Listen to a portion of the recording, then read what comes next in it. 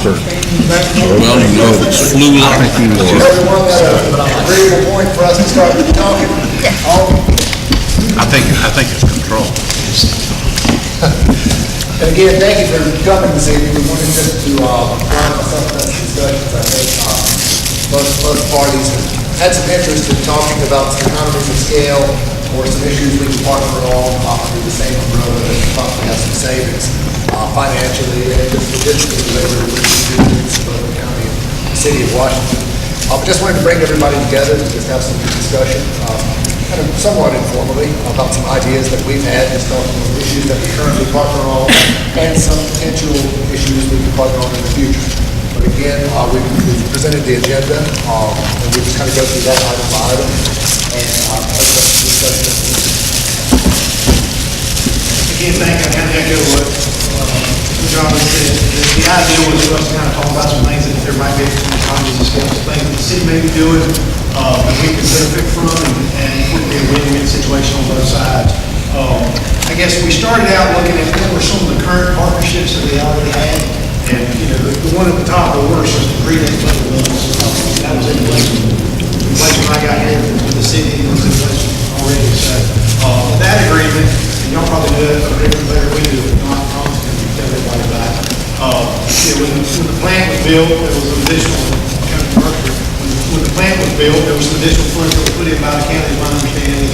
And so there's an agreement there that the water is sold based on cost from the city. So there's some partnership there that works.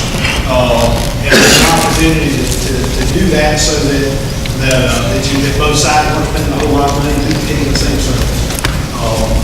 And then there's the other one that we're currently have in place is the fleet fuel piece, where the city has a fuel farm, and we have an agreement with the city where we use cards to purchase fuel from the city and get that at a discounted rate, just like the city kind of gets it at a discounted rate for buying in volume.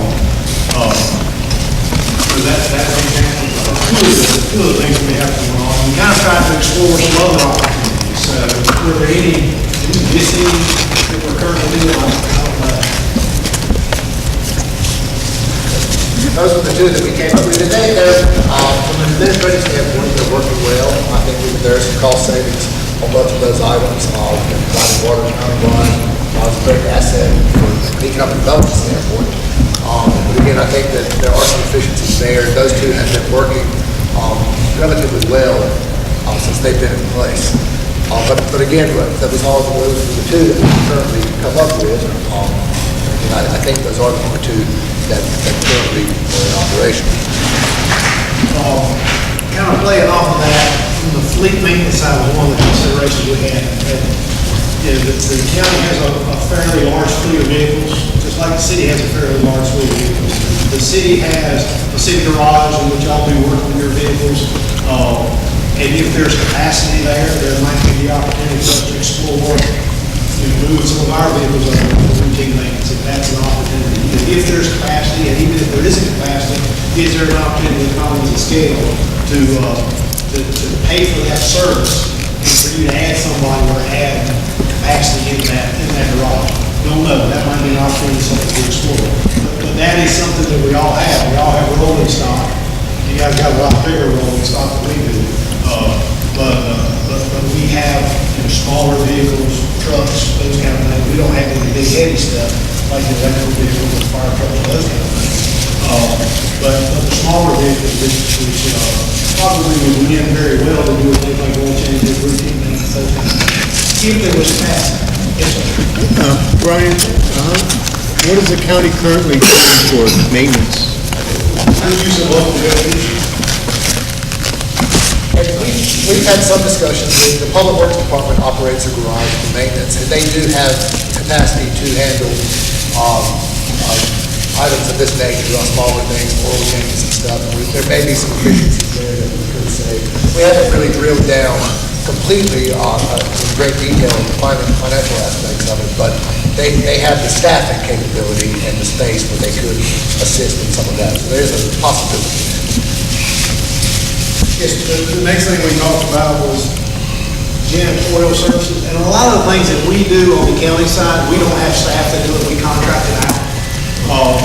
there are several things that the city does, that you have in-house folks that are doing that for you, that we do the same thing, we just contract it out. And for us, if there's an opportunity for economies of scale or to do something that makes sense for both of us, we could certainly contract with the city to do that service instead of contracting on the outside. That's an opportunity. And our understanding was that was what folks kind of wanted to talk about. Were there areas where there might be an opportunity to say, if we added to business, it would help drive the cost down for everybody? We're certainly not saying that we want a free ride. We would say we would pay our share of what that is. And if there was a way that benefited both parties, it would be an opportunity to do so. So along the lines of janitorial, you have folks that do that. That's what they do all the time. They look after buildings. We have an after-hours contract that we do, and we are looking at that. We've got a couple of contracts in this fiscal year that we will look to rebid.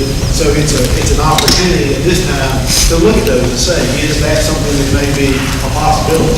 You know, if our board says, no, we don't do it, they'll say, no, we don't have capacity to do that, but it's something we can explore. It's something, it makes sense. And we have looked at that on a very high level from a staffing perspective. All of our janitorial staff is done, janitorial maintenance is done in-house.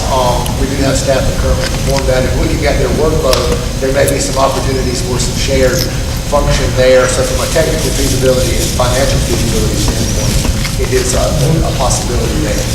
Really, it's time for you two guys to sit down and compare costs. What does it cost us an hour to have janitorial work done? What does it cost the county to have janitorial work done by the county?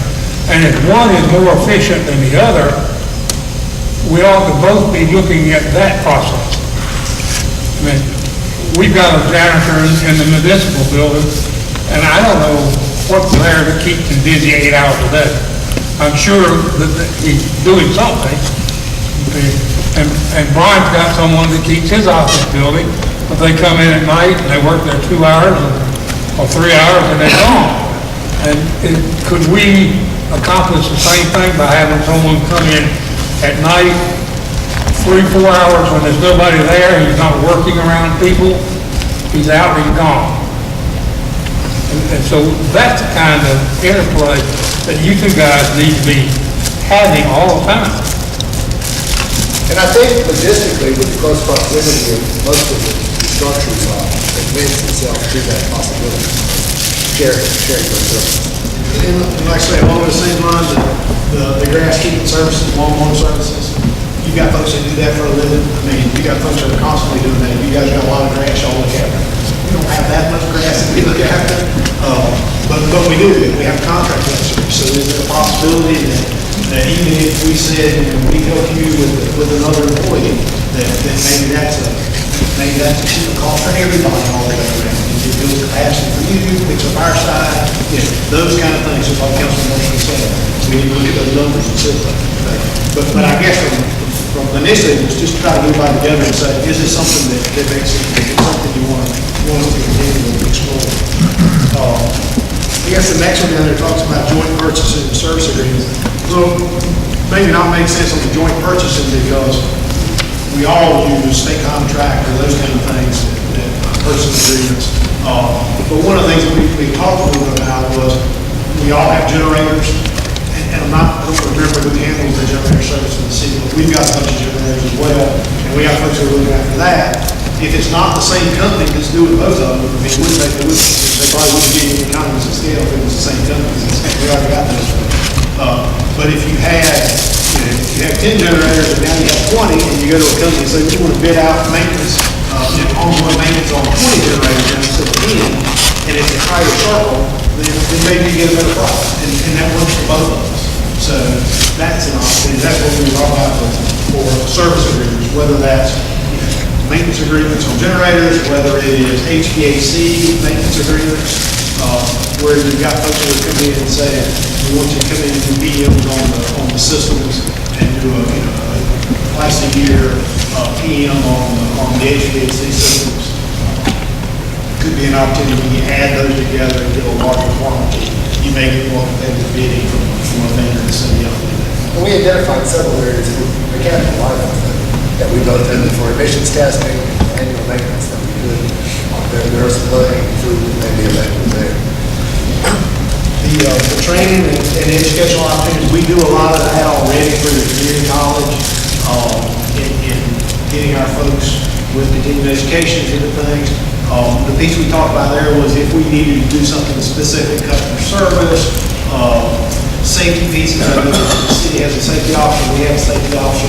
We're doing things like hearing tests for our folks. I know you are doing hearing tests for your folks. Is there a way for us to combine those together? Because the way I understand it, when you do hearing tests, and we're doing hearing tests, establish baselines for, for our public works folks, for our sheriff's office folks.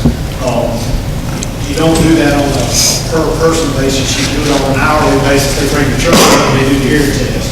So if we could combine those and say on this date, then maybe we get a better rate in doing those kind of things. But those are some of the things we can look at on those joint agreements. We'll continue to gain places that would allow us, that we have similar personnel that need that ongoing training. We can share that, find some economies of scale there. The library services, I know that's been discussed in the past.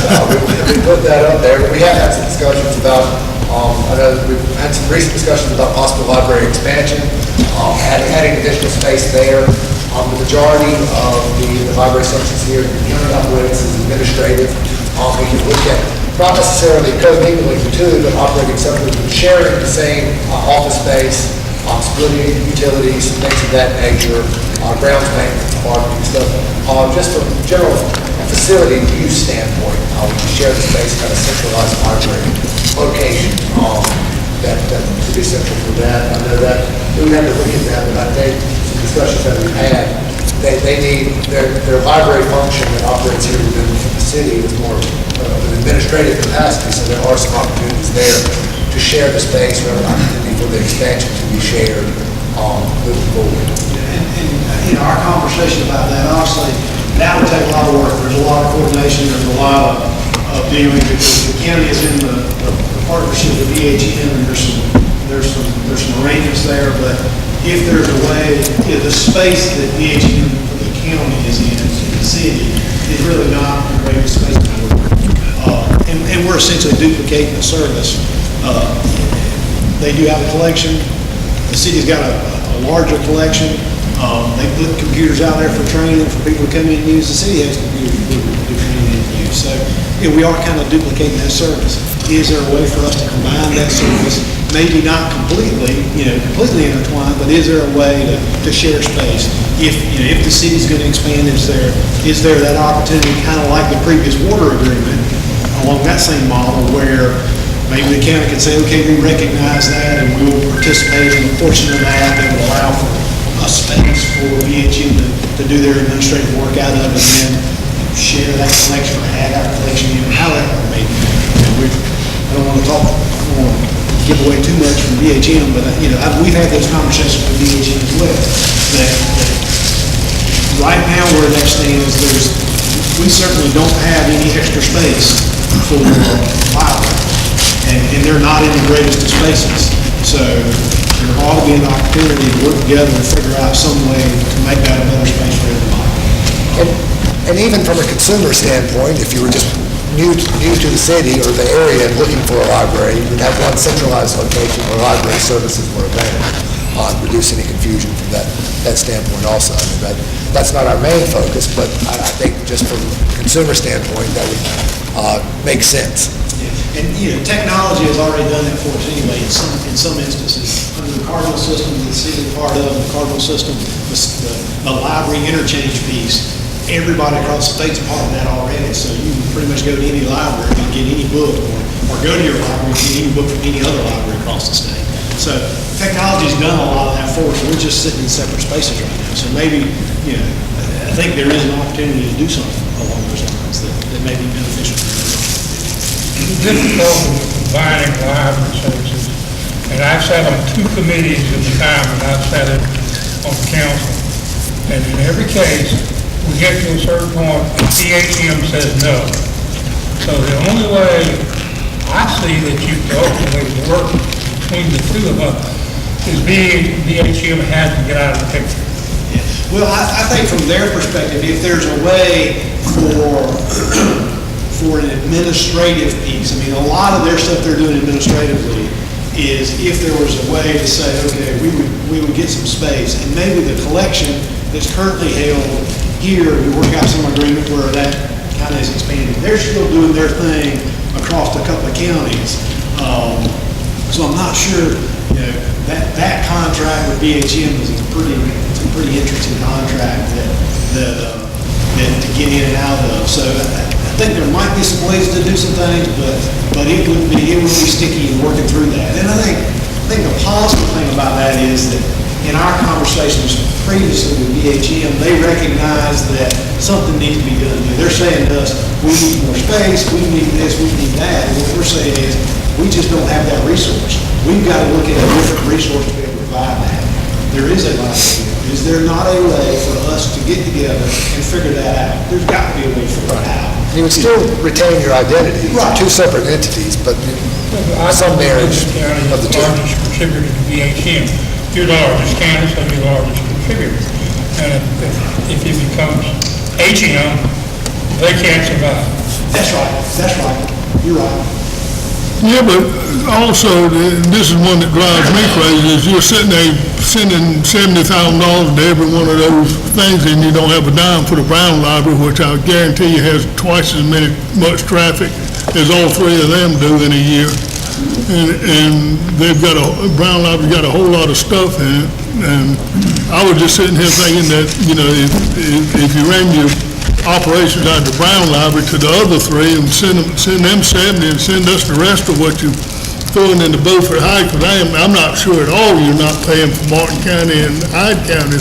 Yeah, the way that agreement is. I don't know how they do it, they're charging you for your warehouse. There's some administrative fee that helps support administration across all the counties. And we do pay into that, and I think that's on a per capita basis, maybe, I'm not really sure. I have to agree. But the other money stays in Rankin County. We're paying just for our libraries, and then there's an administrative fee that goes on to support everything. So it's not a tremendous amount, but Councilman Mercer makes the clear point that if Beaufort County walked away from BHM essentially would collapse because they don't have the resources. It would be very difficult for them on the other side, on the administrative side. So, but I think there's got to be an opportunity for us to do that. And I think they recognize that as well. Yeah, and that would be the last thing we would want to do, Right. less library opportunity, but it was some way to, find some way to mesh that together. And as we talk about libraries, let us be cognizant of the fact that the traditional library is no longer a model in this world today. The traditional usage for libraries has gone away. What we've found now is we're finding people coming for our information system for use of computers. And that's what a lot of our patrons are coming into our library system for. So we would need some help to make sure that that can continue and can expand. Digital literacy is one of the major issues throughout the state. As you all know, in the East, we have very little high-speed internet. And high-speed internet is what people are coming for. They're coming for classes, they're coming for education, they're coming for training, they're coming for access to other services. So a library that just has books and magazines is a part of an antiquated philosophy. And we need to look at moving forward with how to make the library of tomorrow here today. Right. And I think we would need to be cognizant of our library service delivery, but I think that's a different component to that equation.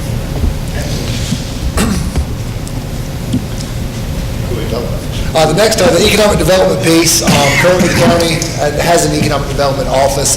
The city handles that through committee, I guess, with different staffing agencies. We don't have anyone dedicated to economic development, and it's typically not a dedicated municipal function. We have several, as planning department, we do it as a team, but with not a dedicated staff member that focuses on economic development.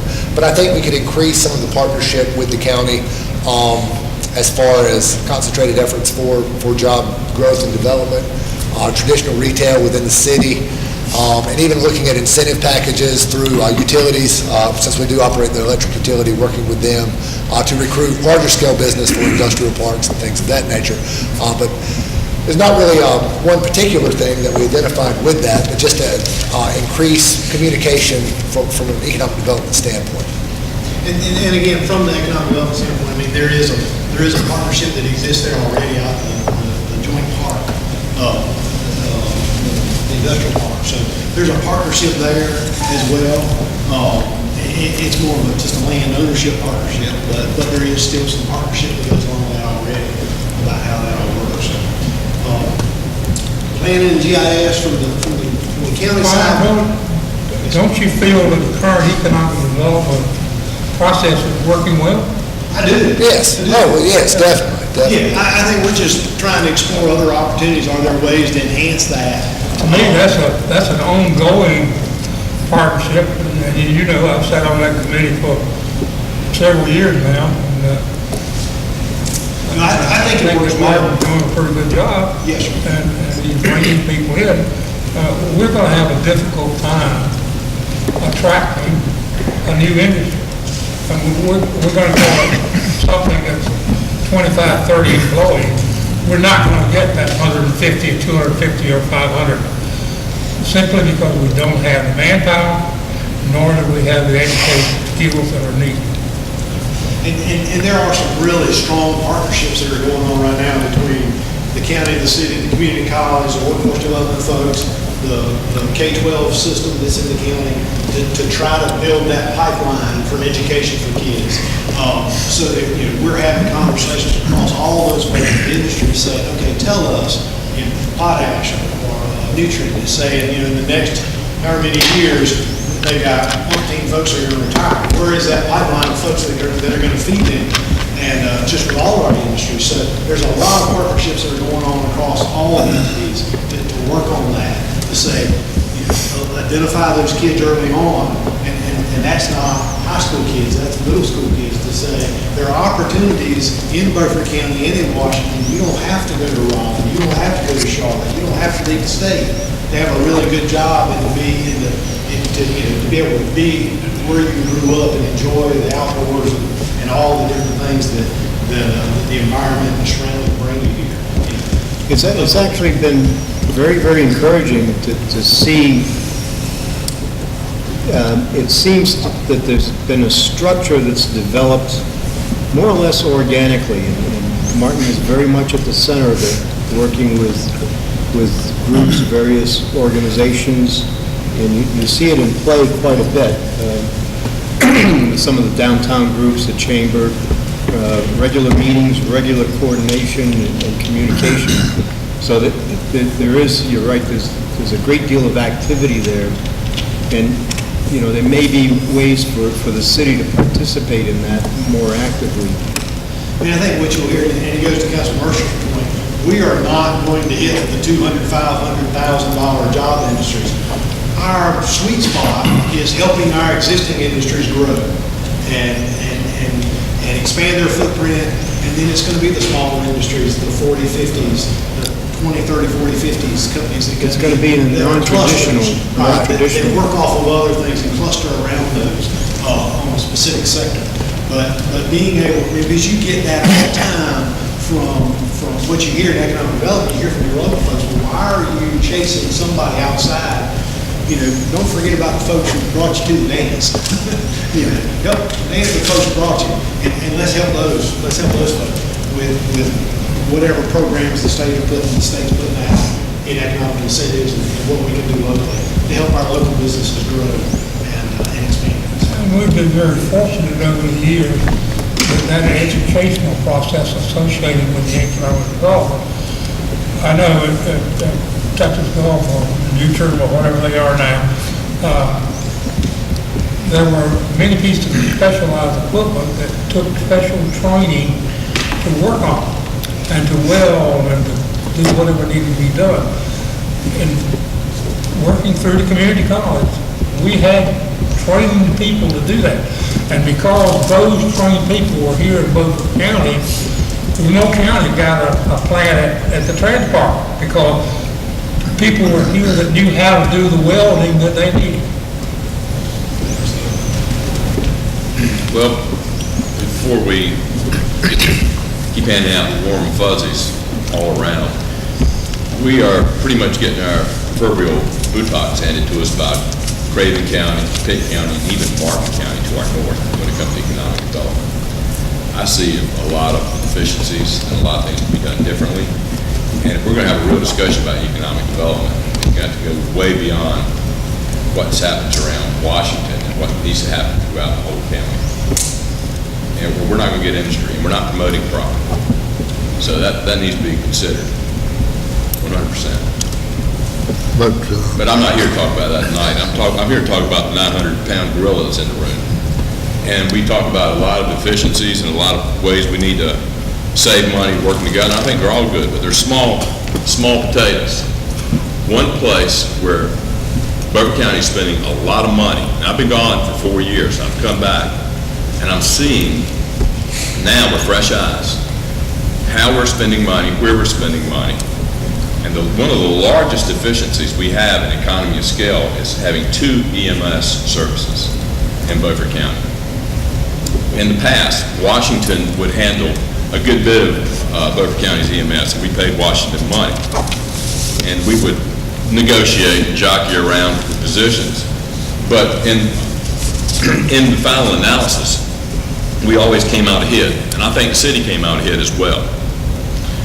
Right now, I could be wrong, but I would say, and I'm coming in with new eyes too, as well as fresh eyes, but I think we're spending money to the extent that we are overserved out in the county and underserved here locally on an economy of scale basis. We are answering roughly around 1,500 calls around Washington, where the city at one time did handle those calls. And that is probably the bulk of our business right now through EMS. Now, I'm wondering, what can we do without completely stripping out our EMS system? How can we work with the city to work with you? We can become more efficient, and you can become more efficient. Understanding the commissioners would have to make some drastic changes, but the city would have to make some changes as well, and I'm hoping that we could all save some money and have a better service when it's all over with. And you're talking about we need money for this and that, the city needs money for things. If we could pay you some money, a good bit of money, and we save some money, you'd have that money, and we'd have more money to give back to our taxpayers. Does that make sense? So I would like for us to talk about that. And Brian and myself, we've had some discussions about this, on the possibility of some type of hybrid situation. There are so many variables in play on this, we really haven't had the opportunity to drill it down fully, but I think that it's a situation where we don't need to reinvent the wheel. I mean, this scenario has happened at some point, somewhere throughout the state, and we've looked at some different examples, but I think there's an opportunity there for some type of hybrid situation. But with current staffing and staffing levels, as far as making a drastic change, it's not really technically feasible. But it is something I think there's some opportunity there we can look at and drill it down a little further to see what type of efficiencies may be there. Well, if we're going to do this, you're going to have to keep the staff changes on the table, because that's your largest cost by far. And we're going to have to, the county's going to have to be willing to make some cuts, and you guys are going to have to be willing to make some gains, do some things differently as well. I don't want to get into your business. Oh, no, there's just but you're going to have to do some things to take on some of our business, if the county will do that. I just know that there's a lot of money that we can save here in Beaufort County, and I'm thinking maybe as much as $1 million. I don't know for sure. I'm getting the budget for the first time in 4 years, and I plan to be looking at that. And you have to consider public safety. It's not always about money when dealing with that. So I think you want to make sure the service is provided well. Exactly. And sometimes that has to be subsidized, and I got to take that into account too. But again, I think there are numerous variables on that we'll have to look at. But it's something we have had some initial discussions on, so we're hopeful that we can move that forward. I don't think we'll ever get back to the savings that we once had in Beaufort County. I think that train's left the station. I don't know if the EMS service can be viewed as an economic engine. It's a service that we have to subsidize and we provide, and we try to do it as well as we can for all the citizens. Bernie, just for a minute, let's go back to what you said earlier and briefly talk about the workforce. One of the things I think Ed and I are seeing at the economic development side is that we really need to back the focus point back to the 6th, 7th, and 8th grade. We've got to get them thinking about Beaufort County. We've got jobs. I mean, we've got 8 boat manufacturers. We've got the largest air filtration containment manufacturer in the world.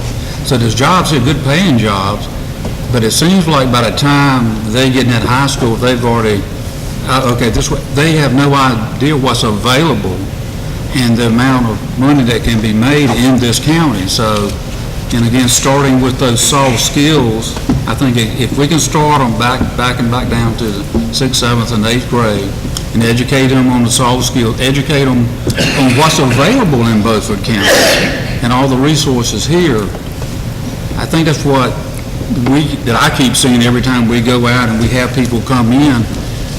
We've got jobs. One of the problems we've got right now, we don't have job seekers. And so we've got to educate them. The jobs are here, and we've got to educate them on where they are, what that skill set they need. But we need job seekers, and that's, again, I think the early college is turning out to be a wonderful tool, but we've got to back it back down, I think, just a little bit more. I agree. And to create that conduit between the people, the employees and the employer, just to make them aware that it's here. First, one of the first steps, and I've heard this, if the county and the city will pull together and get things done, that will give them more confidence in where we're going and how to get there. Somebody has got to lead, and the county and the city get together and lead. I think some of the younger people will follow. And then I had a meeting a few months ago is that, some of the well-educated people get these jobs, they'll stay for a while and then they'll leave. But you got some people that don't have education that can learn how to do a job, and they're being left out. And you need to take time with them. And from what I understand, 9 times out of 10, they will stay.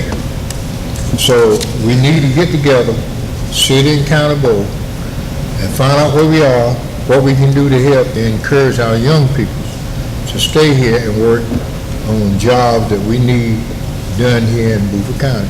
And if we show that we are pulling together, other people will see what we're doing here, and we'll be glad to come here and get something started. You're right, Councilman Brooks. I think, in our education system, for a lot of years, we said you got to go get a 4-year degree. And we pointed everybody in the 4-year degree path. And not everybody wants a 4-year degree. Not everybody needs a 4-year degree. Right. And we got away from what is coming back now is what they call, it used to be shop. Now it's career technical education, CTE. It's plumbers, it's electricians, it's bricklayers.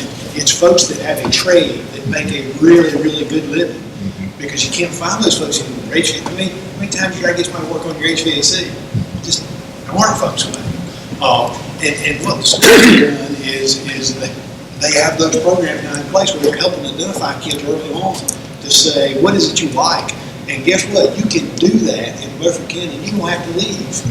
And between the high school, between the school system and the community college, being able to take that track and say, I'm going to work through this, and then I'm going to go right into community college, whether it's through the early college program or just through the additional classes, and then come out with a certificate and a skill that they go immediately to work and don't have to leave. And one of the challenges, I think, that economic development folks have found was we hadn't done a really good job. We tried to do a really good job of selling ourselves to folks who don't live here, to try to get them to come here. We forgot how to sell ourselves to our own folks and tell them, we've got industries in Beaufort County that make covers for aircraft all over the world. Did you know that? I mean, they're right down the street. It's a really cool thing. There are companies in Beaufort County and in Washington that are doing things that people don't even realize. And we've got to do a better job of educating folks who live here about what goes on so that they can say, I don't have to go to Raleigh to get that job because that job's right here. And I can stay here and do that. So that is heard very clearly. And and folks are working hard to try to do those things.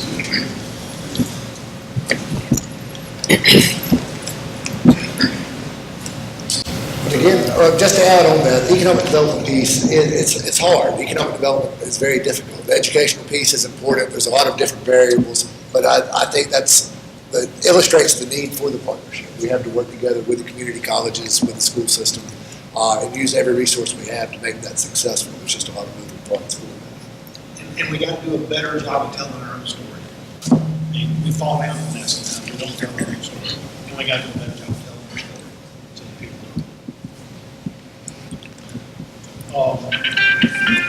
The plan, the GIS piece, that's something we talked a little bit about.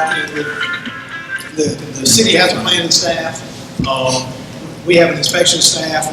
We contract our planning services out to the Council of Governments, the Mid-East, the COG.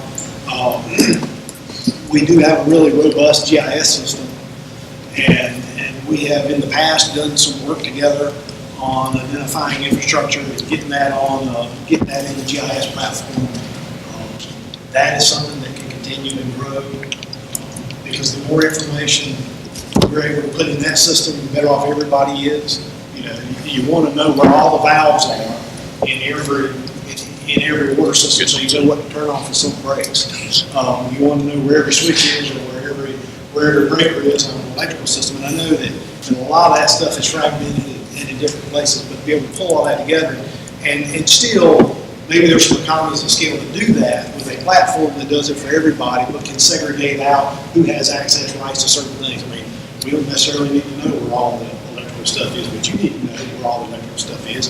And is there a way to house that somewhere where you're not paying for it and we're paying for something as well? Because we need the same kind of stuff, just not the electrical side of it. We all need to know where the water is, you know. So there's some opportunities to do that, and we'll continue to explore from the GIS perspective.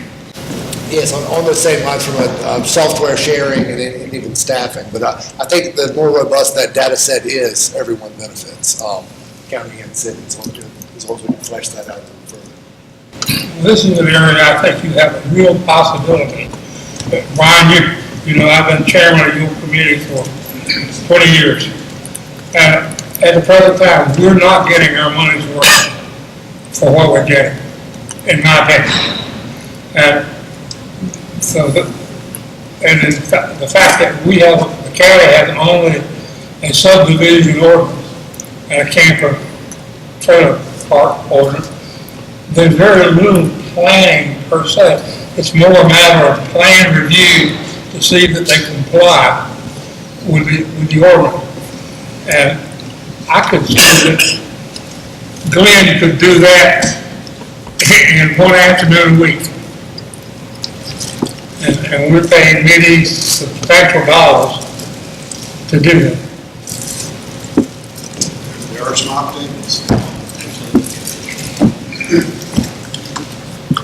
Well, while we're talking about that, I was just gonna give a report on downtown, and I was hoping maybe we could talk about that, you know, when you get to economic development, that I found out when they, applied for, employment grant with Ribeyes, that the waitresses, you know, he said waitresses make $2.46, Commerce was down here.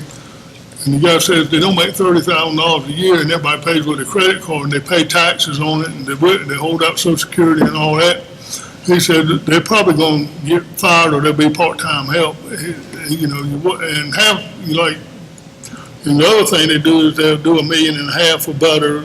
You got the Hackney and Ribeyes now both, you know, your sales tax bumping.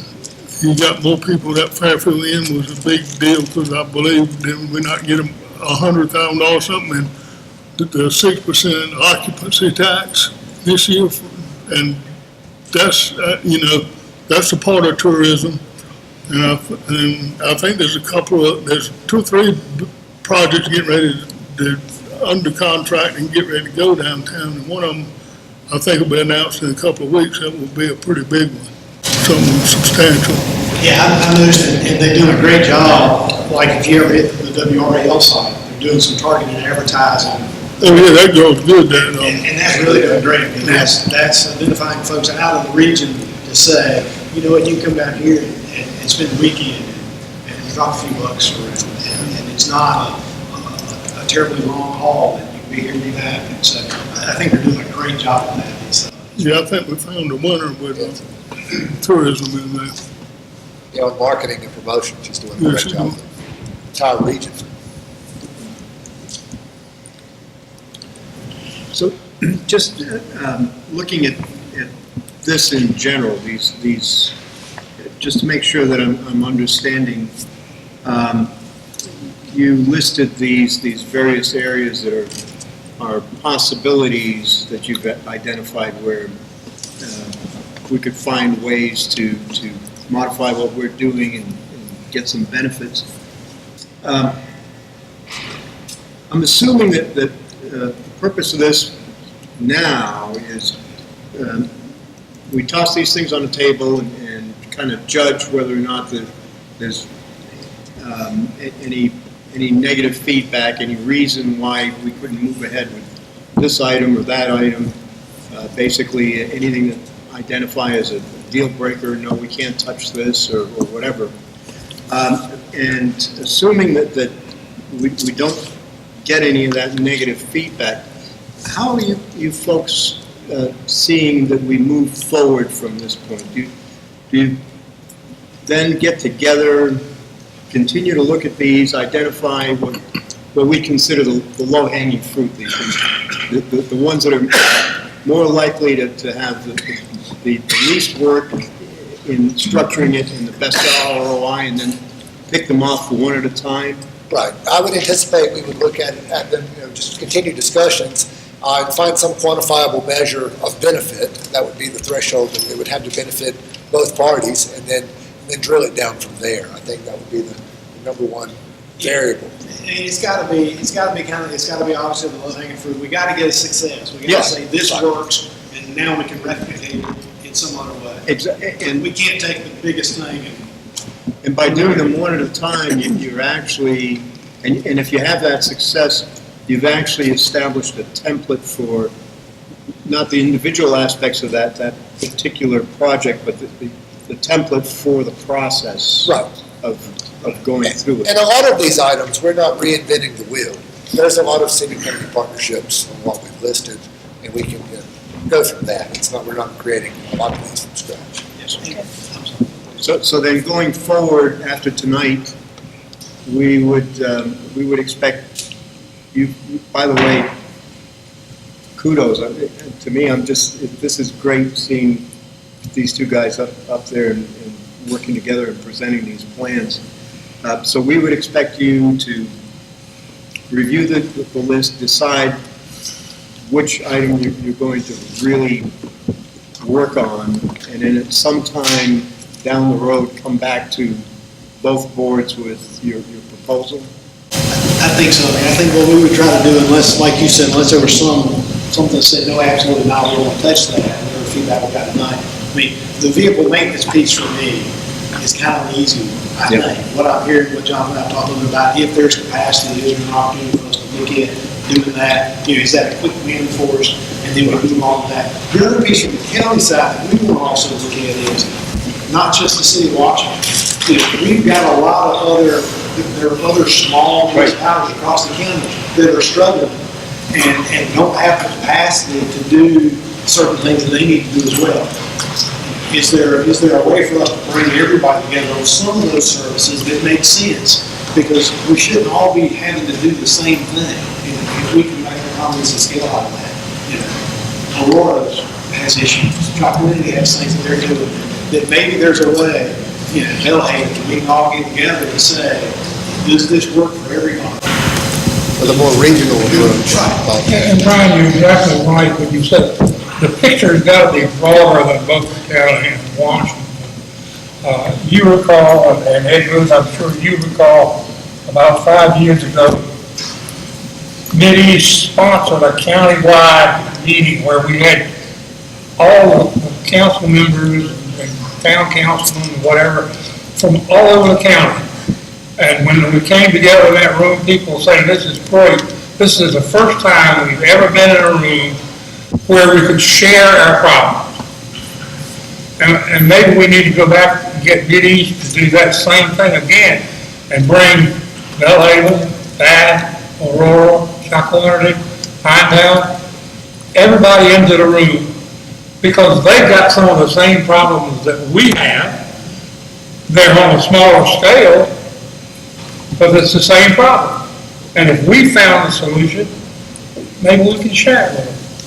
So, and of course, I think Mr. Wyman has moved on to the next step. My last full-time job was an organization that really believed in goal setting. And I think before we leave here tonight, we should establish 2 or 3 goals for you two guys to work on. And set a time and say we're coming back at the end of that time frame and get a report as to where you are on those goals and what you found out. And maybe when you sit down and look at it, you come to the conclusion this won't work. And you can tell us that. But at the same time, you find this one has got a real possibility of working if we can do this and that. And then we have to make the decision whether to proceed or not.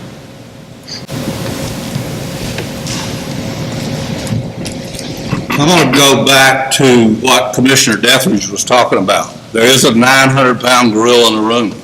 There's $1 million savings in making EMS efficient between the two of us, and about half of that would go to the city, about half of that would go to the county. That $1 million is a lot more than if you take these 8 or 9 small items and add them together. And I don't know why EMS was left off of this schedule. The county is definitely subsidizing the EMS. You guys are making most of the calls. We are at a cost of several $100,000. We put a unit in that we were contracting with you guys for. We need to take a look at how we can make what we've got more efficient than what it is right now, because we are backwards managing some of this stuff, and I want to see EMS put on this list.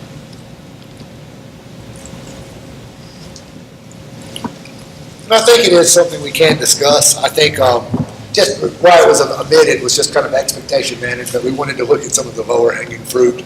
That is a large issue that does need to be discussed, but I think that was the initial thought process on that, but I would feel comfortable with adding that and have continued discussions on it.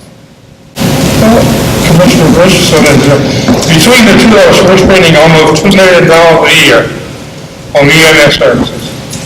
We should be able to cut that cost by 25-30%. But it's going to take a joint effort by the county and the city to combine that activity. And then to concur with Councilman Mercer, think about this. What if we start growing? We get bigger, more people moving here. If we have failing economy of scales in EMS as we do now, we're going to spend even more and more money needlessly.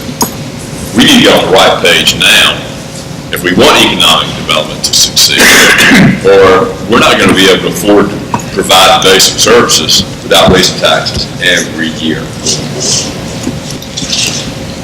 To move that particular item forward, is this something that we would leave with you two, or do you see forming some sort of a study group? Well, here's kind of the way I would see that. I mean, EMS is a county responsibility. By statute, it is a county responsibility. If it's provided by the county, either personally by the county, through the county employees, or through a contract with other folks. The way the system is set up in Beaufort County is we're using private nonprofits, rescue squads, to provide service in areas. The city's providing inside the city, and the city's using its resources to do that inside the city, using fire resources, because I was there when we did it, instead of, the challenge for the city is that you're providing EMS using the existing resources. We never ramped up and said, we're going to hire EMS people. We used fire people with dual certifications to run EMS at the city. We put paramedic service in at the city. So for you to say, we're going to shift EMS and say, okay, we're going to get out of the EMS business and let the county handle that so you can move your units and be more efficient in how you cover the area. Because the Board of Commissioners has said, we want to provide paramedic level coverage from border to border. That's why the system was built the way it was. We want paramedic coverage from border to border. So in order to do that, if you did that and said, we're going to get out of that business, you lose the revenue side, but you still have the expense side, right? Because you can't say we're getting rid of folks, because you got to have firemen to run the fire calls. So that's the challenge that you have on that side. And you know, the way we provide EMS is there's an EMS tax that's provided across the county for each district. There's a tax that provides that service. The city provides that service under your general fund tax. For the county to do that inside the city, if you said, I'm getting out of the business, we want the county to do it, the county would say, okay, well, in that area, just like we're doing everybody else, we'd levy a 5 cent or whatever it was to run that area. There are some challenges. I mean, we're working together as hard as we can to keep people certified, to find folks. The city has a challenge, just like we have a challenge of finding people. I think y'all are down to 1 truck in the city now. We're at 2, because of staffing levels. I think there's some folks who are being hired to get them back up. But we work really well together with mutual aid agreements to be able to cover those areas and bring units into the cities we need to, and then city units move out as they need to. There's a challenge in that because the city has a responsibility for the fire piece to cover the city, so they can't stray too far. You know, that's just part of it. Those are some of the constraints we work around. Well, if I may, I don't see it quite that way. I think we're looking at it in reverse. I'm not proposing in any way that the city get out of EMS service. I'm proposing that the city get more into the EMS service, that they go back to when they were covering Washington Township. This is a great benefit to the city because, as you say, you're using EMS employees to cover part of the fire department. That's a savings to you. The savings to us is we don't have as many as 9 employees that are sitting up at Old Ford doing nothing virtually. That's an expense to us. We're running an overtime bill in EMS that's probably 20% of what our costs are. 20 or 25% as a premium because we can't get people. If you took those 9 employees and rolled them into EMS to cover the rest of the county and fill the holes that we have, we're saving about $500,000 a year. And you're saving, and we're paying you to cover that township. That's the kind of efficiencies that I'm talking about. We don't, just because we have the responsibility of providing EMS services for the county, doesn't mean that we have to cling to that. There's a lot of ways to provide it, by contract, by allowing you to provide it, by paying you to cover Washington Township, and by making our operations more efficient. We're having trouble finding help, and we're paying a lot of overtime. There are a lot of efficiencies here if we sit down and look at this that's going to help, that can help both of us tremendously. Now, one thing that I've seen in the last year or so, the literature that I saw, that the county is responsible for EMS if no one else is doing it. It didn't say that the county was responsible for it and take it over. And there's been some, I can say that, there have been some words used that said that the county is supposed to take it. But what I read was, if someone else had it, the county is responsible for the EMS if no one else is doing it. And I think the verbiage of taking it over just has a negative connotation. It's going to have to be a partnership in some form. I'm probably the newest guy on the block here, but I think the intent isn't a takeover of any sorts. It's just to find an equitable, financially feasible alternative. The biggest concern for the city, sorry about that. The biggest concern for the city is the financial feasibility. We wouldn't have a staff reduction if we did pass that off. And also the component of the fees that we charge for that. We would have roughly a loss of $1 million annually, and by maintaining the same staff numbers. So we would have to find a happy medium where it would be equitable for everyone. And then ultimately you're providing coverage for the citizens. And that's what it comes down to. I mean, it's about coverage. EMS is not a money-making business. It never will be a money-making business. It's about coverage. And the Board of Commissioners voted previously to say, we want to provide paramedic level coverage, border to border. And we've tried to do that using the resources that we have across all boundaries. The challenge that we had, I don't know if we even relitigate all that. Are there some opportunities for us to do some things together? Absolutely, and we're doing things together. But if you want huge savings, you got to cut service. You got to do away with service. And if that's what you want to do, then the governing bodies of whichever entity says we want to do away with that service. But that's not our call. From my perspective, I'm working off what our board directed us to do several years ago. Are there some ways to work that? Absolutely. Are we doing that? Absolutely. We'll continue to do that. Being the old man in the room, and having had my finger on a lot of pies over the years, I was one of the original members of the rescue squad when it was formed. And at that time, we were wreck chasers. And we were very fortunate that we had a doctor that did our training, and so we got a lot of better training than a lot of the other organizations. And then we became, in the early 60s, the second squad in the state to have intermediate, or we moved up from an EMT to an intermediate. The Washington Rescue Squad and the squads in the county have evolved over a period of time. And now the services that those guys are providing is phenomenal. And I think what Commissioner Richardson and I are saying is that we've evolved over the years.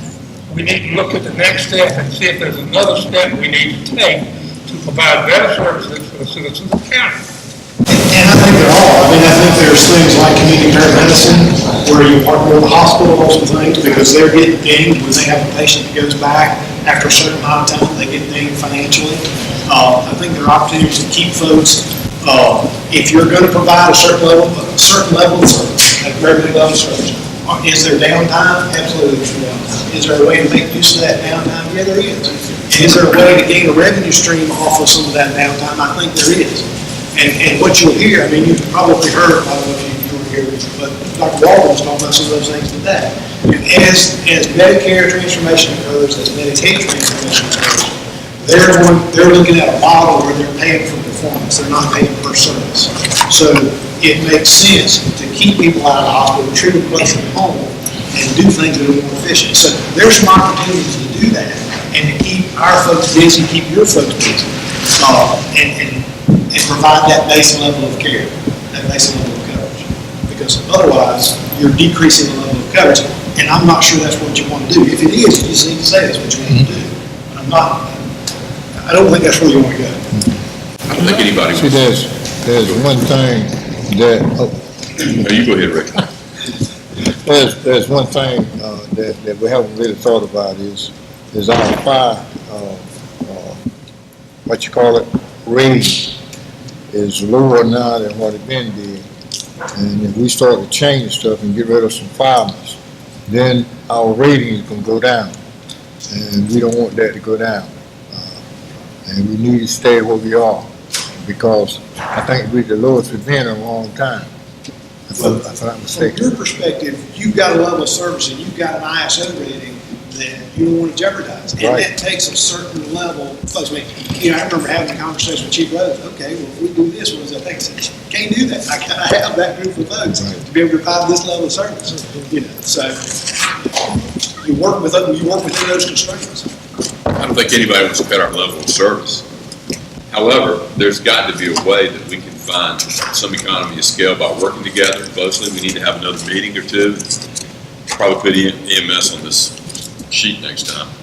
And maybe in between then and now, maybe we'll all have a chance to look at it in the budget, look at what we're spending, maybe take a closer look as commissioners and council people, looking at the actual numbers, and maybe we'll be able to put a pencil to it and be able to come up with some efficiencies and meet and talk about it, look at the pros and cons next time.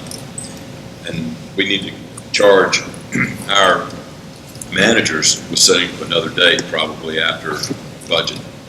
Well, you said a few minutes ago, I thought I heard a few minutes ago, is work on the smaller things first and get them that you know, or you feel like you can go ahead and get them changed. And then come back to the rest of it. Yeah, the smaller things, this stuff could probably be done in this budget cycle, but I think EMS is going to take another budget cycle. So we can knock out the small stuff now. Then we can move to the bigger stuff, say in 4 months. We all have a slow period, right? Let's work on EMS after budget. That's my suggestion. Sounds like we have the makings of a dual track here anyway. Right, I think they can be done simultaneously. Some slight review, I don't know what sort of level of detail we would get to on the EMS portion. But, we can look at the lower hanging fruit as well as the EMS simultaneously. Then set a date in the future, in 3 months or so, 1st of August, mid-August, to reconvene and kind of see where we are. I think the intent with our discussions wasn't to really impact current budget drastically.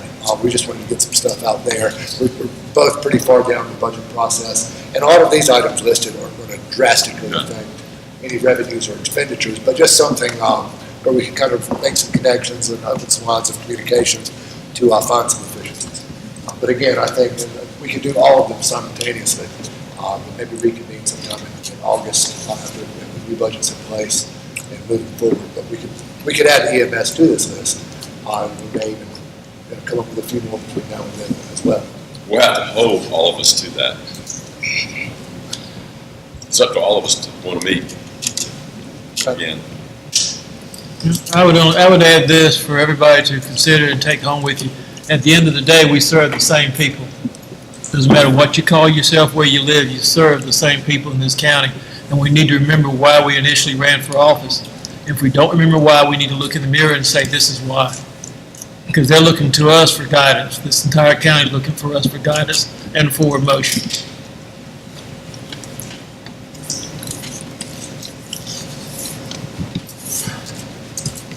Are there any other items of discussion, important topics that are opportunities for sharing or any efficiencies that anyone would like to mention? You think we'll ever be able to get 911 worked out again between the county and the city? I don't remember losing that when I was a commissioner. I thought we worked pretty well together. I mean, there was inadequacies, but I guess is that bill already been rung? Can't be unrung? I would see it as an opportunity. I mean, anything's on the table, as far as I'm concerned, but I'm sure. Exactly. I'm not sure exactly. The City hat days, I mean, the city right now the call comes into the PSAP. If it's in the city, it gets transferred back to the city and they handle it. But the current setup, I think, is fairly efficient. We could always it can be reviewed. I don't know if there are anything that would be beneficial to either party. Right, and I'm not sure that the city, I'm not sure your public safety director's ever going to say, I don't want telecommunicators handling folks, handling our own folks.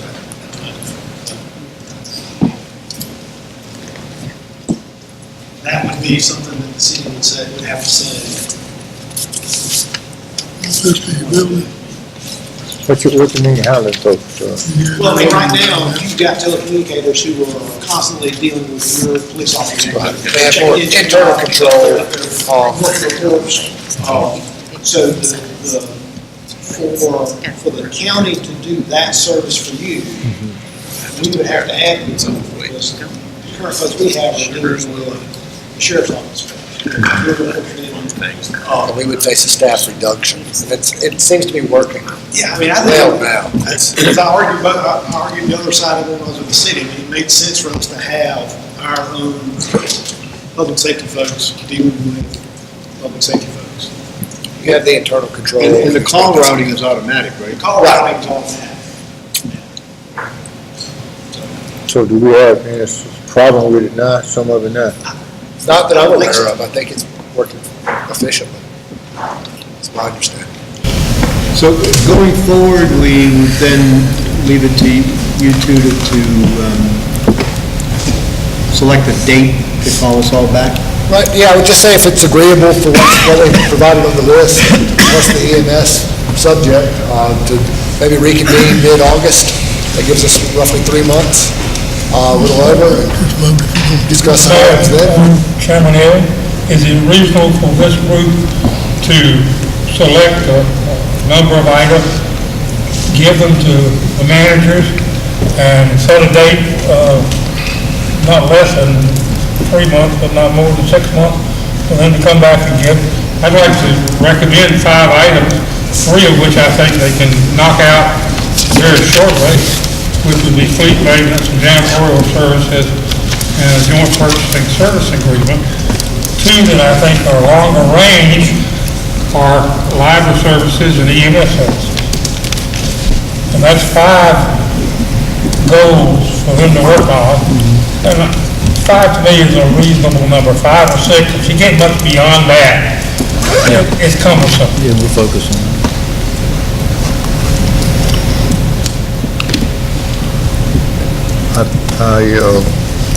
Weren't we supposed to be working on something about the EMS ourselves on our last meeting? Yes, it's just internally, just looking at how that would look if we were to divide it out, All right. staffing standpoint. But I think that would all go into the same analysis. All right. But it was my understanding, judging by what Stan was saying a minute ago, that the EMS portion would not be dealt with here in the short term, but it would be a long-term thing. So, and I think also that with the issues with the library will probably turn out to be a bit tedious as well. So I'm thinking all these other things that you can go ahead and clean up, if you went on and got the actual numbers to make that happen, I think it would be a lot better. And then we can continue to have the discussions about the library as well as EMS. That's my train of thought. I sort of envision them coming back at that three-month point with their initial findings on the EMS situation. There'll probably be some other issues we can add, round it out to 5, though. We knocked 3 out now. We can find some other things we can partner on, have some economies of scale. And you were saying, get it on the list and get them looking at it. Yeah. I had 5 items, and as I say, I thought 3 of them could be very quickly accomplished because of a matter of comparing notes as to what you buy and what he buys. How many cars you've got that need to be serviced, and how many trucks we got that need to be serviced. But those things are very easy. And town storage service is a matter of comparing notes as to what it costs you and which is the most efficient way to look at it. And as I say, I think the library services and the EMS, it's going to take a significantly greater amount of time. But I think you could get the planning and GIS resolved. I think that's something that you could, that should not be that great of a problem, I don't think. And I think if we just have general consensus on the 5 items that were mentioned, we will start on those 3, the lower hanging issues, and progress forward if we can, if time allows. And I think it is very possible to clean up a lot of these items on the list.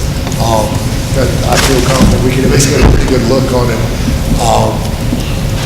number-wise. So I think maybe we'll identify the 5 that were listed. If we have general consensus on that, with fleet maintenance, janitorial services, and purchasing, but we won't limit it to that. If we're able to get the majority of the list done, we will bring that back. Home care services. As far as what's available, we'll bring that back at the next meeting. And then the EMS and library will be able to be in process, but we'll continue to work on that simultaneously, if that's agreeable. I'll go along with that. Maybe we can add 2 more after that.